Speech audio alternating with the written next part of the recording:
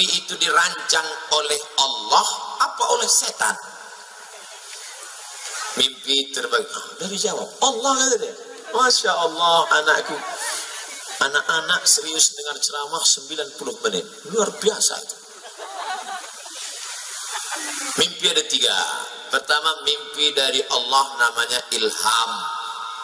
Mimpi dari setan namanya waswasah. Yang ketiga, proses berpikir di waktu siang yang tak selesai terbawa di waktu malam. Maka jangan pernah memikirkan mantan. Takutnya nanti malam tersebut dia yang, yang kata istrinya, aku di sini bang, bukan engkau mantan. Habis pindah priuk ke tempat tidur. Nah, ada mimpi dari Allah ilham, ada mimpi dari setan. Pak Ustadz saya ketakutan, tapi takutnya bukan kepada Allah, takut begini, takut begitu, itu dari setan. Kalau mimpi dari setan gimana respon kita? Maka bangun malam baca ta'awuz, a'udzu bikalimatillahi tammati min kulli syaitani wa hammati wa min kulli ainil lamah.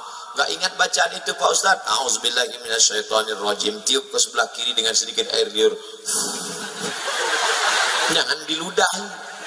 Kebetulan suaminya tidur sebelah. Bismillahirrahmanirrahim. Emang aku setan? Makanya sebelum tidur itu baca doa.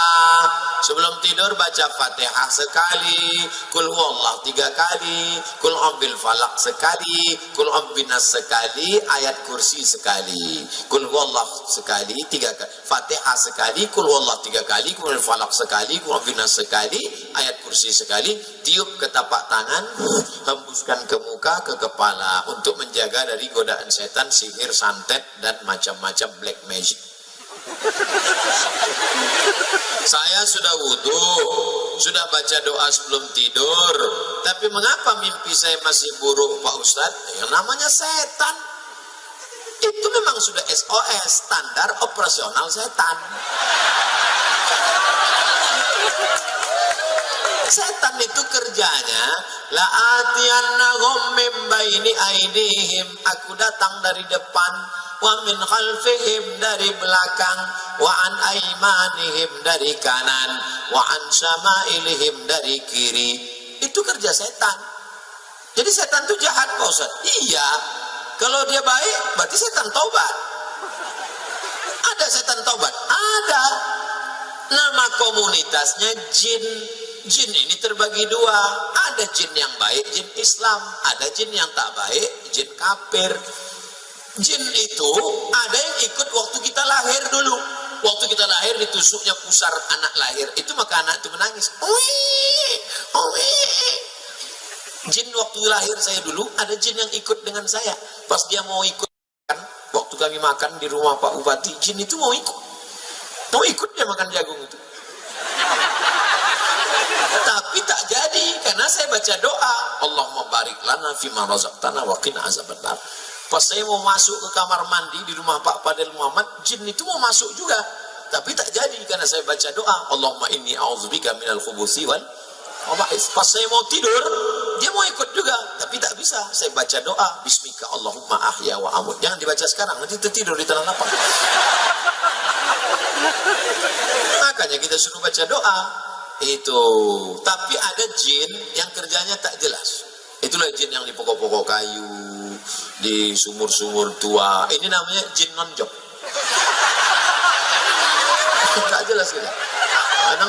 Kadang di warung-warung kopi duduk, main gaple. Ini tak jelas itu. Kita minta dijauhkan dari jin. Qul a'udzu birabbin nas, malikin nas, ilahin nas, min syarril waswasil khannas alladzi yuwaswisu fi sudurin nas minal jinnati wan nas. Makanya baca itu. Jadi yang berbisik itu siapa Pak Ustaz? Bisa kali jin, bisa nas. Kawan kita pun yang berbisik, kita bacakan juga itu. Kabarnya Syanu, kabarnya Syanu itu dipromosikan naik jabatannya karena dia pakai dukun. Qul a'udzu bin nas, malikin nas, dan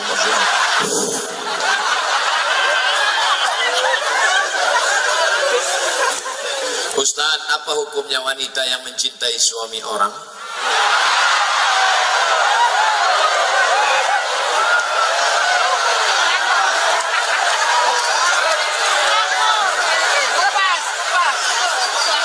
Hidup ini ada yang kita bisa memilih dan ada yang kita tidak bisa memilih. Betul?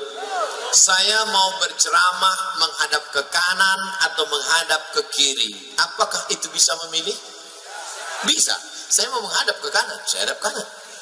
Saya mau menghadap ke kiri, saya hadap ke kiri. Itu bisa memilih. Saya mau ceramah berdiri atau ceramah duduk. Apakah bisa memilih? Bisa. Saya mau berdiri, saya mau duduk, terserah saya. Tapi ada yang tidak bisa memilih. Apa itu? Cinta. Cinta tak bisa.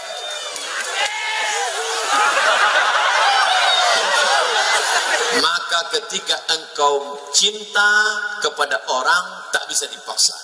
Bisa tak? Kau harus cinta. Makanya Kais tak bisa meninggalkan Laila. Karena hatinya sudah tertawan. Sampai akhirnya Kais itu gila. Dan Kais adalah orang yang sembuh di tepi Ka'bah. Ayahnya berdoa di tepi Ka'bah. Dan ketika Kais sudah sehat, maka ditanya oleh orang, Kais, ya, ad-dunya turidu, Laila turidu amid dunya wa ma fi tawayaha. Kais, kau suka dunia beserta isinya atau Laila? Nama perempuan itu Laila. Kau lebih suka dunia beserta isinya atau Laila? Apa jawab Kais? La ghubaru ni'aliha ahabbu ilayya wa asfali balwa. Debu yang menempel di sendal Laila lebih kucinta daripada dunia beserta isi. Ternyata kalau sudah cinta merasuk, jangankan Laila, jangankan sendalnya, debu menempel di sendalnya lebih kucinta beserta lebih daripada isi. Oh, jangan sampai kita diuji dengan cinta, apalagi mencintai bini orang. Lalu apa yang bisa saya lakukan, Pak Ustaz? Saya sudah terjebak ini. Apa yang bisa kita lakukan? Maka buanglah semua yang terkait dengan dia. Buang nomor HP-nya. Delete dari FB, unfriend. Jangan lewat di depan rumahnya. Buang semuanya. Setelah itu berdoalah kepada Allah supaya Allah membuat terlupa. Lupa. Ya Allah, lumpuhkanlah otakku agar aku tidak lagi mengingat dia. Mudah-mudahan Allah membuat kita lupa semua dari mantan-mantan, insya Allah. Banyak yang ngaku. Ustaz, ada hadis yang berbunyi surga itu terletak di bawah kaki ibu. Apakah masih ada surga di bawah tapak kaki ibu yang sudah murtad, berpindah agama?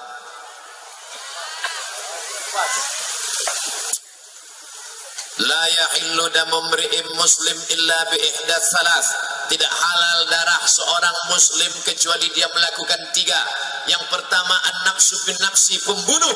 Dalam Islam siapa yang membunuh maka dia dihukum pancung, mati. Inilah ibu-ibu, orang dihukum pancung ibu ketawa. Aduh, sadis kau, Bu. Yang kedua, as-sayyibuz zani, orang yang berzina hukumannya ditanam di dalam tanah, dilempar batu sampai mati.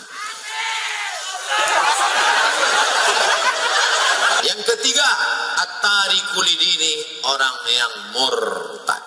Bahwa ibu ini murtad, hukumannya hukuman mati dalam hukum Islam. Ya, apakah boleh anak melawan orang tua? Tidak. Saya jelaskan dua-duanya. Hukum orang yang murtad dalam Islam hukuman mati. Ya, apakah boleh anak durhaka pada orang tua? Tetap tidak. Dalilnya, wa in jahadaka ala an tusyrika bima laysa laka bihi ilmun. Kalau ibu bapakmu yang tidak seagama denganmu, lalu kemudian dia memaksamu untuk ikut agamanya, fala tuti'huma, kau tak boleh ikut.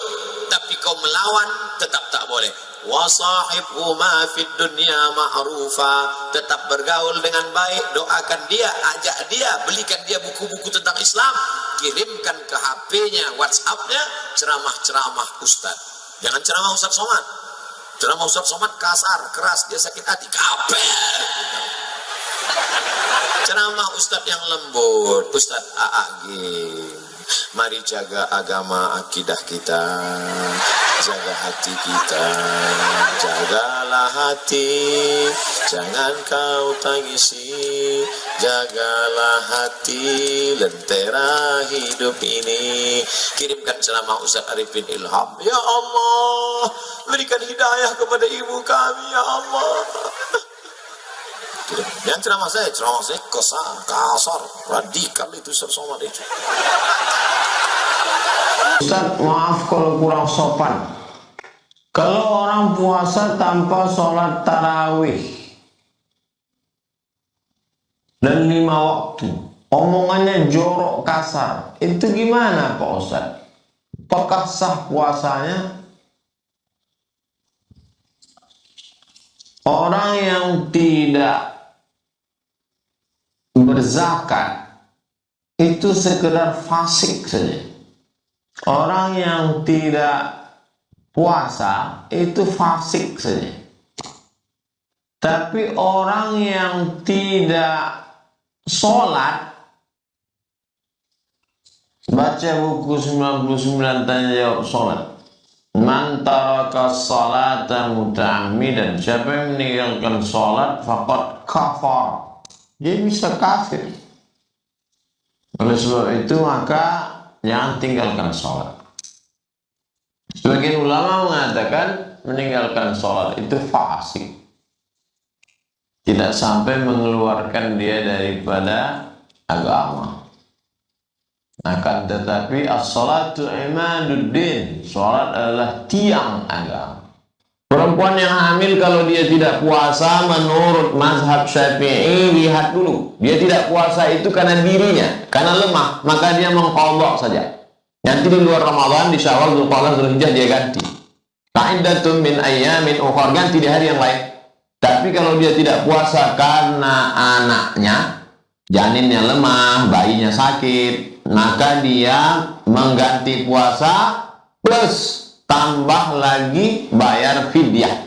Begitu menurut mazhab Syafi'i. Bagaimana orang yang kerja untuk menafkahi keluarga tapi meninggalkan puasanya karena pekerjaan yang diembannya sangat melelahkan? Bagaimana pekerjaannya itu, Ustaz? Apakah boleh atau tidak? Sahibus sun'ati syaqati alladhi yahtaju irfatuhu li tahsili nafaqatihi wa nafaqati iyalihi.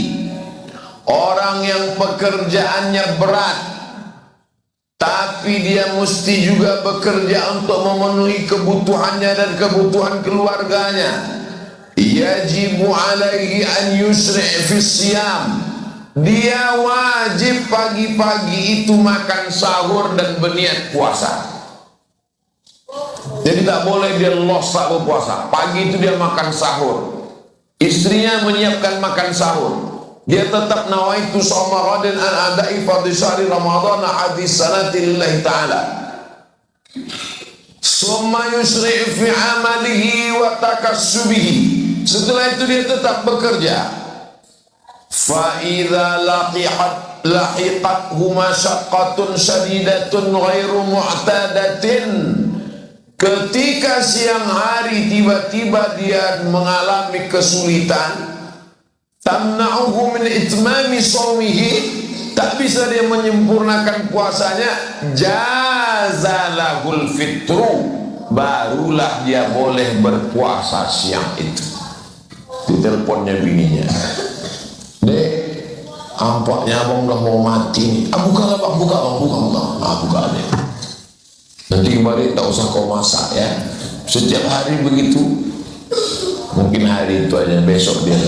Jadi bukan asal-asalan. Tak usahlah kau masak sahur. Aku kerjaku berat ini, nampaknya di siang nanti udah mau mati nih. Bukan mau mati, belum mati lagi. Ini Ustaz ambil dari mana ini? Nama kitabnya Al-Fatawa Al-Hindiyah juz 1 208. Lihat juga Hasyiah Ibni Abidin juz 2 420.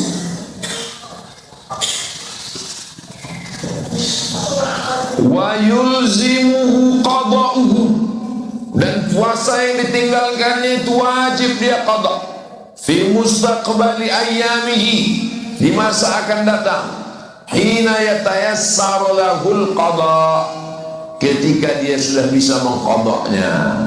Jadi kesimpulannya, bagi saudara-saudara saya yang pekerjaannya berat, menggali tanah ke dalam tambang batu bara, atau pekerjaannya membawa bis truk yang berat panas, maka dia tetap makan sahur, berniat puasa sampai di tengah hari tak sanggup lagi, barulah dia membatalkan puasanya dan dia wajib mengqadanya di luar Ramadan. Jelas jawabannya?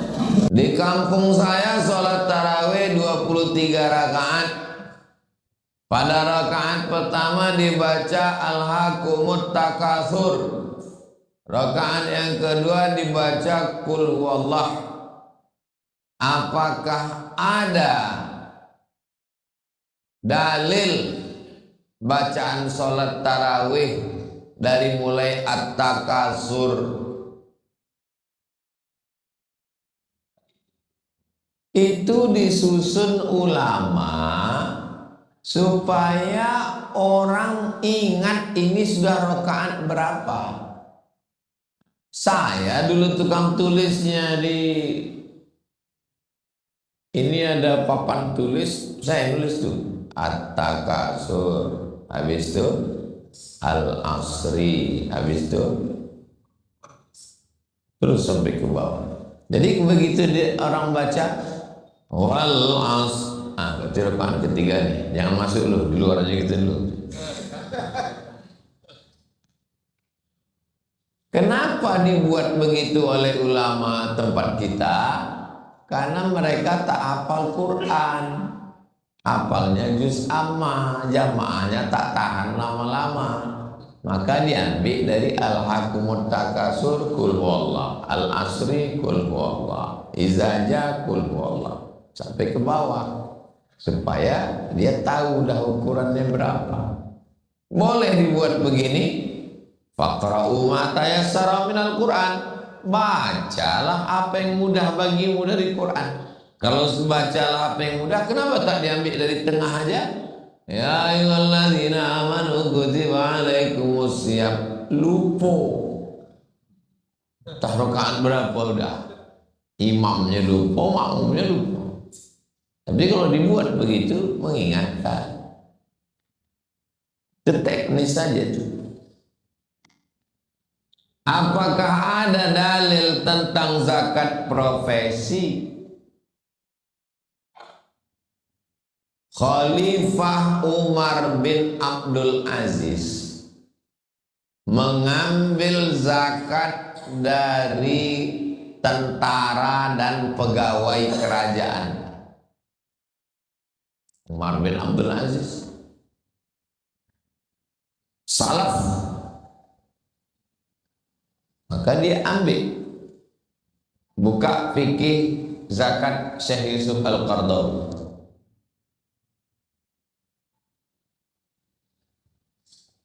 Dalil lain, ada orang yang bertanam padi, pergi pagi ke sawah, balik petang, pergi pagi balik petang, panen 520 kilo.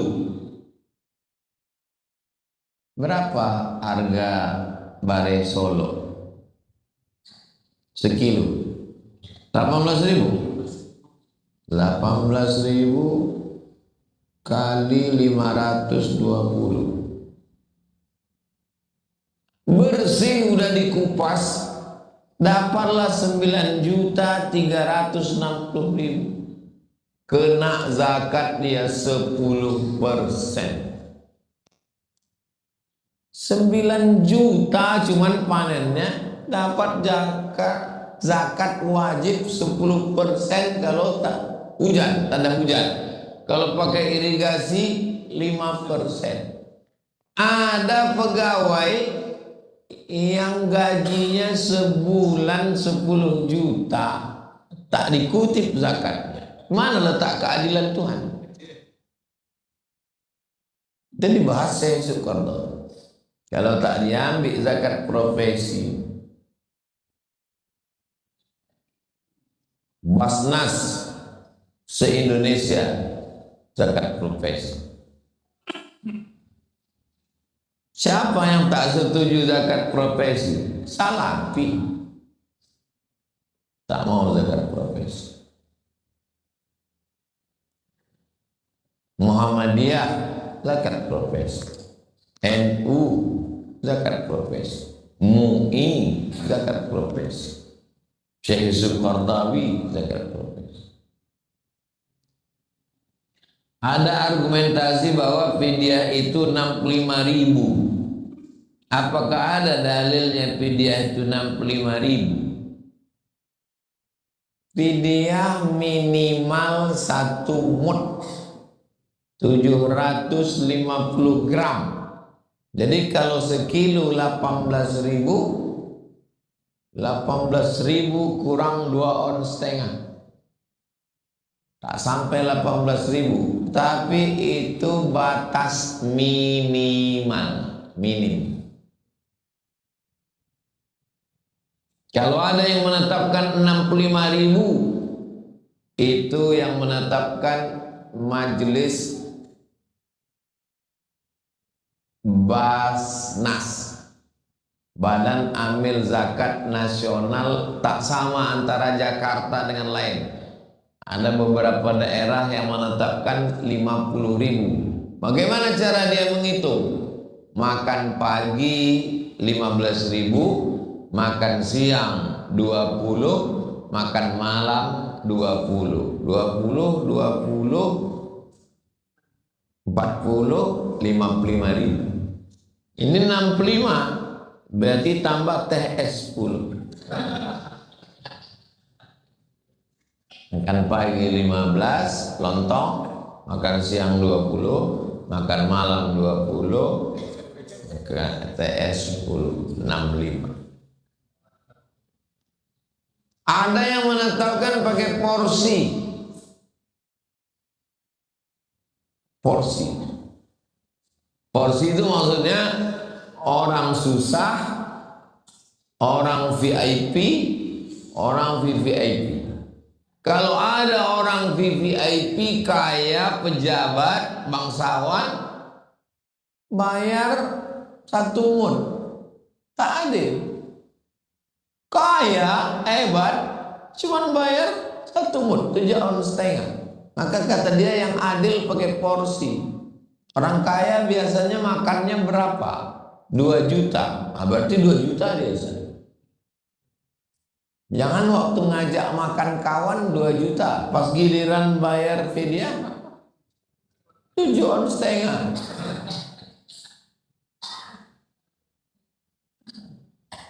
Maka kalau ada orang yang membayar 1 mud sah, karena itu batas minimal.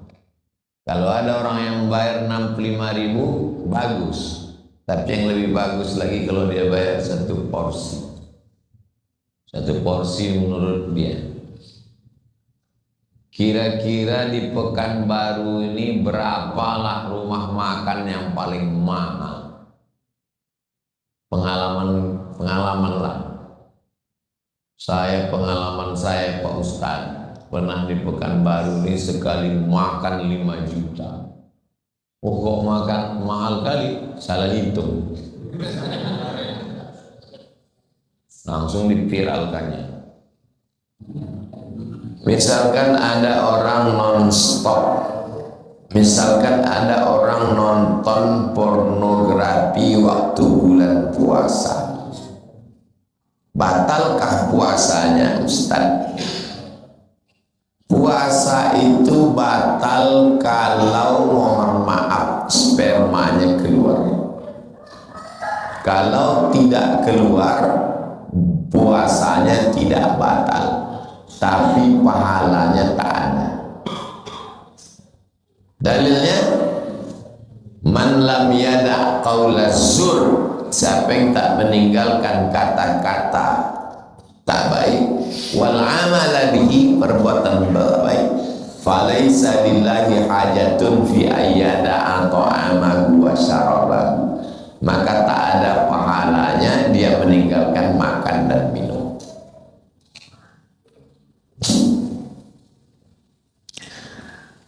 Menonton pornografi menyebabkan otak ini mengeluarkan suatu zat, sama dengan orang pakai narkoba, maka muncullah disebut dengan kecanduan. Bedanya, kalau orang kecanduan narkoba, dia masih berselera menengok bininya. Orang yang kecanduan pornografi, dia kehilangan selera untuk menengok bininya. Kenapa? Karena pornografi lebih menarik dari bini. Jadi antum sabar-sabar aja dulu, nanti udah cukup modal kasih tahu ke saya, kita pinang anak tarbiyah sama syariah. Terus dulu kita bayi yang 3 derajat mau 1 derajat. Gimana? Siap? Tunjukkan. Kalau ayah kalian tak setuju, nanti kita jumpai. Apanya maksud bapak melarang anak bapak dinikah? Bukan gitu Pak Ustaz, maksudnya aku yang mau nikah. Bilang lah, jangan nampak tahan-tahan anak ini.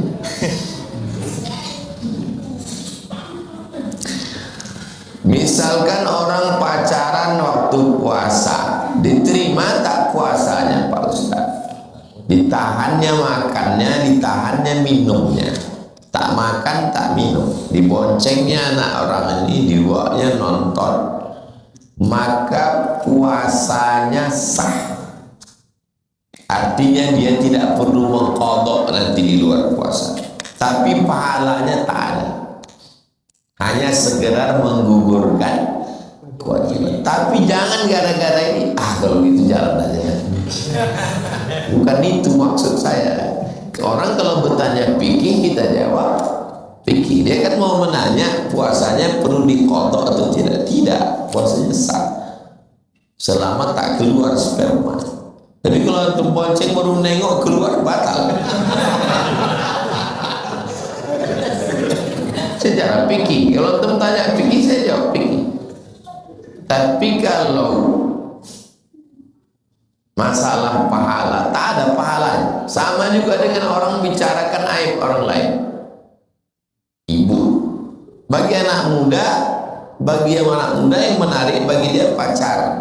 Tapi bagi ibu-ibu, pacar tak menarik. Yang menarik bagi dia menceritakan aib. Pahalanya tak ada, kosong pahala kosong. Amalan apa yang dikerjakan untuk mencapai malam Lailatul Qadar?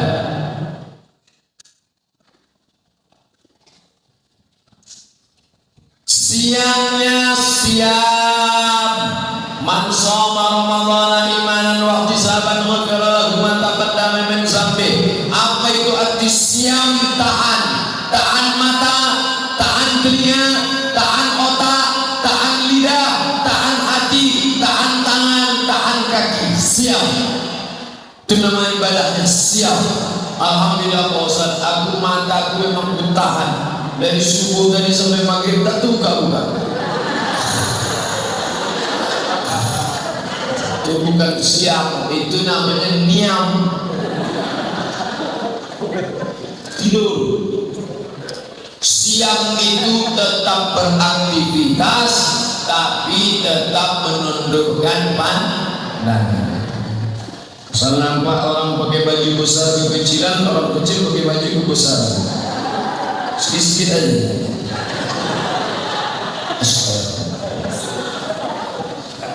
Tahan lidah, tak boleh cakap yang tidak. Siap. Assalamualaikum, waalaikumsalam. Katanya saya sudah hamil 3 bulan, tak ada suaminya, belum suami. Ya, siap. Ya, jangan kita bicara aib orang lain. Diam. Tapi aku udah TM ini gimana? Nanti habis maghrib udah sampai. Jadi siangnya disiapkan dengan siam, malamnya qiyam. Apa itu qiyam? Tegak. Man qama ramadhana imanan wa ihtisaban. Siapa yang qiyam di tengah malam karena iman dan hanya mengharapkan balasan dari Allah, ghufira lahu ma taqaddama min dhanbi. Habis maghrib ke isya, habis isya dengarkan kultum, habis itu tarawih, habis tarawih witir, habis witir tadarus, balik ke rumah jam 10 tidur. Jangan lagi nonton TV, nanti payah bangun tahajud malam. Jam 10 pulang tidur. Aku tak terbiasa tidur jam 10 Pak Ustaz. Gimana biar bisa tidur jam 10? Ambil antimo makan.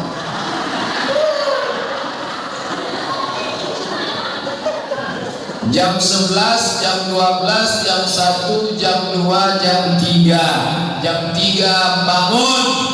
Yang membangunkan ibu siapa?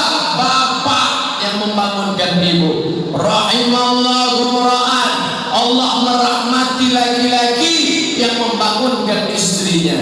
Kalian yang membangunkan. Sekarang dunia sudah terbalik. Ibu itu pulang bawa air 1 gayung. Abang bangun apa tidak? Ya udah mau antar semua. Tak jelas bagaimana kapten mana pasukan. Maka dibuatkan pengajian ini oleh PGRI Asahan dan pengajian Az-Zihniyah. Ambil air Pak, percikan wajah ibu. Percikan wajah. Bangun. Itu kalau yang udah nikah 20 tahun. Ada pengantin baru kemarin, wake up my darling.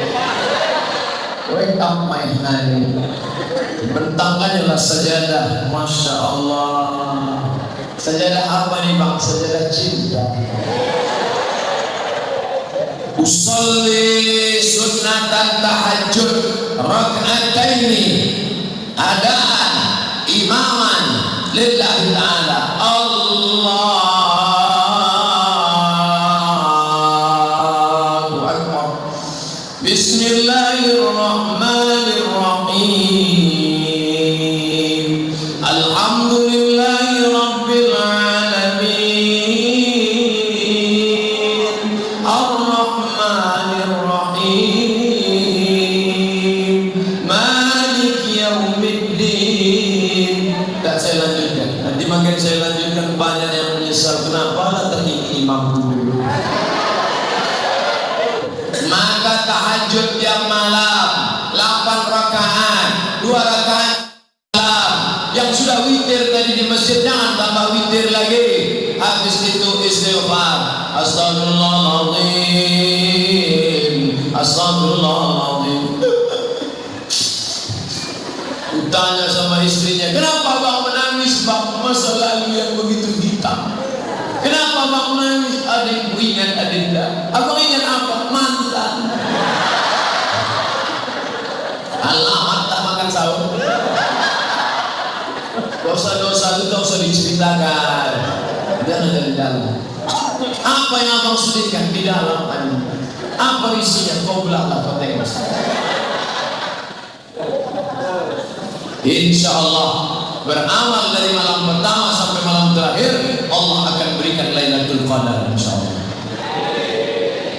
Suatu malam seorang laki-laki tertidur, lalu ketika bangun di tengah malam, rumahnya jauh di tepi sungai. Maka dia pergi ke sungai, ditengoknya pokok kelapa bertumbangan semua. Lalu pas dia cedok air membeku macam es batu. Lalu dia ingat inilah malam Lailatul Qadar dan dia berdoa. Doa yang dia panjatkan, dia tak punya anak, tapi ada keponakannya tidur di rumah dia jaga. Ya Allah, jadikanlah keponakanku ini salah satu dari wali-walimu. Akhirnya keponakannya itu menjadi wali Allah. Itulah dia Khatib Sambas, Syekh Khatib Sambas, ulama dari Sambas, Kalimantan Barat. Tapi jangan gara-gara cerita ini tiap malam masih mengintip pokok sawit sudah tumbang orang. Pasang pula CCTV. Tak ada tumbang-tumbang Pak Ustaz. Bukan itu maknanya. Makna Lailatul Qadar adalah tiap malam beribadah. Apa tanda kita dapat Lailatul Qadar Pak Ustaz? Allah tidak memberitahu siapa yang dapat taubat nasuha. Allah tak beritahu siapa yang dapat doa titik di hari Jumat. Allah tak beritahu siapa yang dapat sholat wusta. Allah tak beritahu siapa yang dapat haji mabrur. Allah tak beritahu siapa yang dapat Lailatul Qadar. Supaya apa? Supaya kita senantiasa berharap. Andai tahun lalu Abdul Somad sudah dikasih tahu malaikat, hai Abdul Somad, kau sudah dapat Lailatul Qadar, dijamin tahun ini tak sholat sering. Ustaz tak terawih, udah tahun lalu udah siap dah. Makanya kita senantiasa beda orang yang udah dapat dengan belum. Setelah Ramadan ada perubahan. Ustaz, bapak tuh dulu orangnya pelit, tapi setelah Ramadan kemarin sekarang dia baik. Dulu kalau nyumbang 2000 perak loh, sekarang 2500. Maaf jika kita habis subuh kemudian tidur lagi dan ternyata mimpi basah, apakah puasa kita batal? Puasanya sah, karena mimpi itu bukan kehendak. Ada sifatnya kehendak yang tidak makan tak makan. Ini air, ini kita. Kalau kita minum batal, kalau kita tak minum tak batal. Berhubungan tidak berhubungan, itu kehendak kita. Ada yang di luar kehendak kita. Mimpi itu banyak orang yang mau mimpi tapi mimpi. Orang mau SBSB selalu minta mimpi. Tak mimpi. Ada orang tak mau mimpi, dia mimpi. Mimpi bukan kehendak kita. Maka andai terjadi, mandi saja, puasanya sah. Diterima tidak jikalau kita puasa, tapi mandi junubnya setelah sahur, setelah subuh. Setelah azan subuh baru mandi junub. Karena kesiangan. Akan tetapi kita mendahulukan sahur dulu. Dia junub, makan sahur, habis sahur azan, tertidur.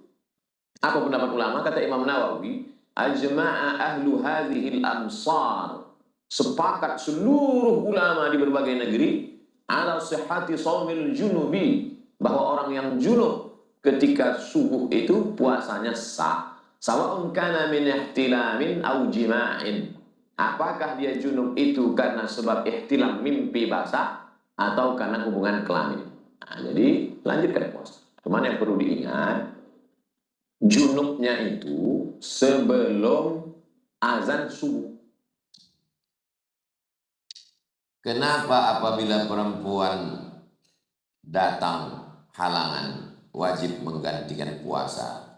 Tetapi kenapa ketika sholat tidak wajib menggantikan puasa? Sebulan berapa kali datang? Sekali.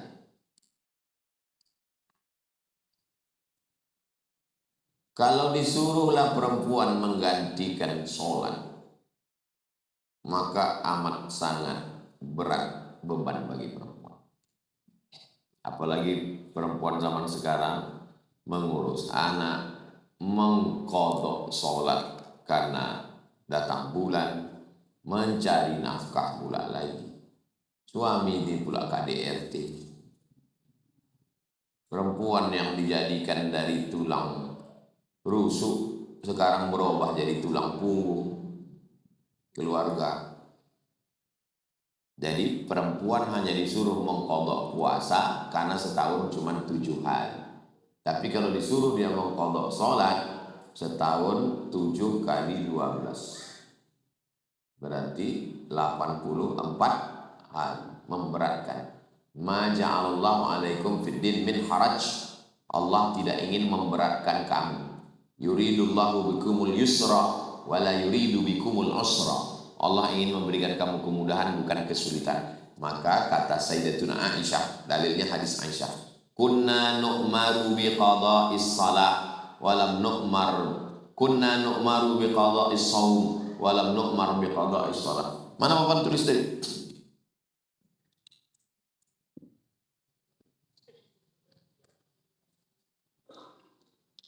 Saya tausiah, datang satu orang. Ustaz, tidak ada itu kodok-kodok salat. Tak ada itu kodok salat, Pak Ustaz. Kenapa kau bilang tak ada kodok salat? Ini dalilnya.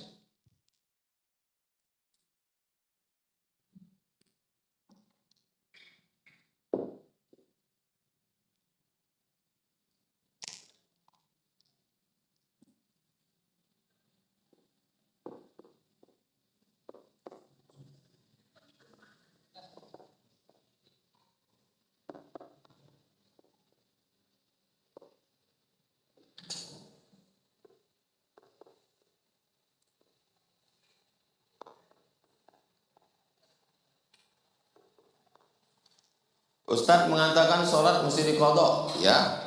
Menurut saya tidak perlu, karena saya dapat hadisnya sahih. Kunna nu'maru biqada'is saum walam nu'mar biqada'is salat. Kami diperintahkan mengkodok puasa, kami tidak diperintahkan mengkodok sholat. Kami diperintahkan mengkodok puasa, kami tidak diperintahkan mengkodok sholat. Jelas kan? Jelas. Habis itu saya tanya, kami di situ siapa? Pokoknya kami lah Pak Ustaz. Kau tahu ini ucapan siapa? Tidak, ini ucapan Aisyah. Ini ucapan Aisyah. Kami diperintahkan mengkodok puasa, kami tak diperintahkan mengkodok sholat. Kau Aisyah apa Abdullah?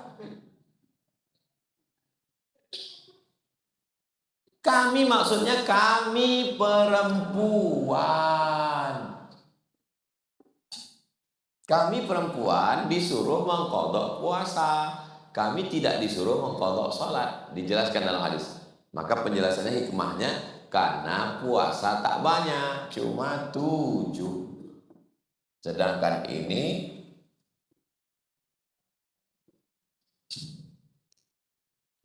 Allah tidak mau memberatkan. Yuridullah. Makanya kalau membaca itu full, tahu ucapan siapa. Bukan kami perempuan, kau laki-laki apa perempuan? Aku laki-laki Pak Ustaz. Berarti kau tak masuk dalam. Kenapa ketika witir rakaat terakhir dibaca 3 surat? Apakah boleh diganti dengan bacaan surat lain?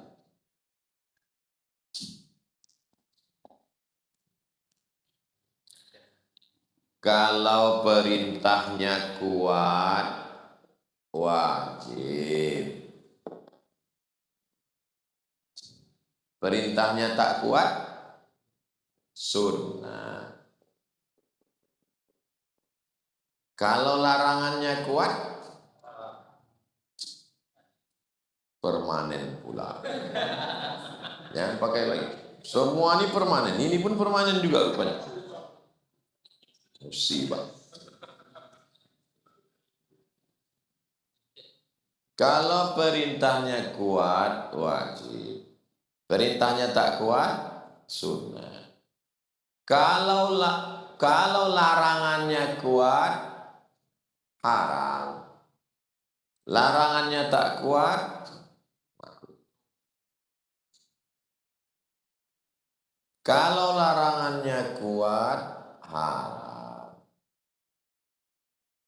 Kalau larangannya tak kuat, makruh. Dah, berapa kotak? Perintahnya kuat, perintahnya tak kuat, larangannya kuat, larangannya tak kuat, tak disuruh, tak dilarang.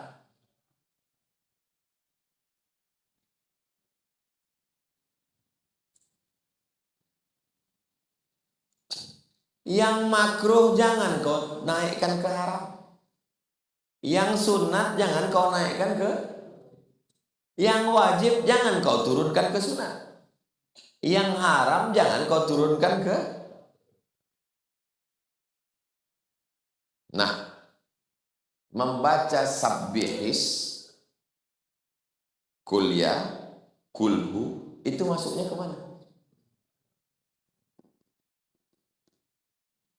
Paham? Cemana kami bisa tahu ini wajib, ini sunat, ini makruh, ini sunat muakkad? Fikih Islam Sulaiman Rashid, pesan ke Al-Padino.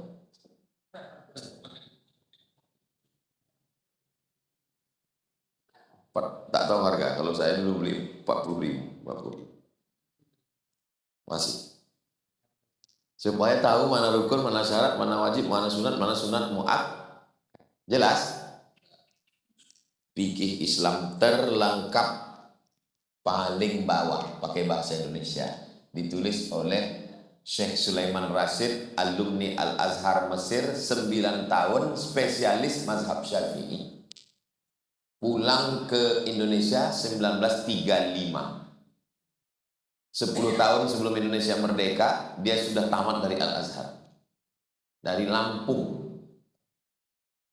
Tamat dari Tawalib Padang Panjang.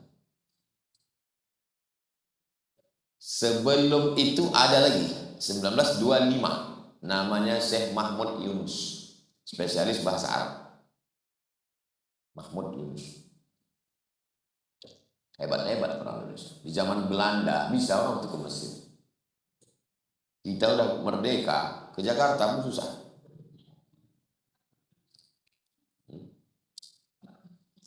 Mohon penjelasannya terkait tata cara sholat tarawih di rumah. Biasa, bagi yang pakai talaffuz bin niyat, usolli sunnat tarawih raka'ataini lillahi ta'ala, bisa dilaksanakan secara berjamaah atau sendiri-sendiri. Sholatul laili masna, 2 rakaat 1 salam, 2 rakaat 1 salam, ditutup dengan sholat witir. Bagaimana bacaan Bilalnya? Adapun bacaan Bilal, sallu salatal tarawih raka'ataini rahimakumullah, tidak ada kait mengait dengan sholat tarawih. Itu hanya informasi maklumat kepada jamaah untuk memberitahu bahwa sudah 2 rakaat, 4 rakaat, 6 rakaat, 8 rakaat, sudah habis tarawih, sekarang pindah ke witir. Itu saja. Apa hukumnya orang kena HIV AIDS? Seumur hidup dia bakalan minum obat. Jadi gimana puasanya? Faman kana minkum maridan, siapa yang sakit, aw ala safarin, atau musafir, fa'iddatum min ayyamin ukhar, ganti di hari yang lain. Di bulan Ramadan dia tidak bisa puasa, ganti di bulan Syawal, Dzulqa'dah, Dzulhijjah. Tapi ini masalahnya dia sakit seumur hidup, Pak Ustaz. Tidak boleh berhenti makan obat 1 hari, 3 kali, 4 kali. Wa 'alal ladzina yutiqunahu, bagi orang yang tidak sanggup puasa di bulan Ramadan, Syawal, Dzulqa'dah, Dzulhijjah, Muharram, terus tidak bisa puasa, fidyatun ta'amu miskin, membayar fidyah. Puasa dia yang tinggal itu ditebus dengan membayar fidyah. Seminim-minim fidyah 1 hari 1 mud. 1 mud itu 750 gram beras. Minim. Tapi kalau dia kaya banyak duit, jangan kasih minim. Pakai 1 porsi makan. Makan pagi, makan siang, makan malam. Ada minum kopi susunya, buah, segala macam. Nah, ini lebih baik. Mudah-mudahan Allah berikan kesembuhan, kesabaran. Wallahu a'lam.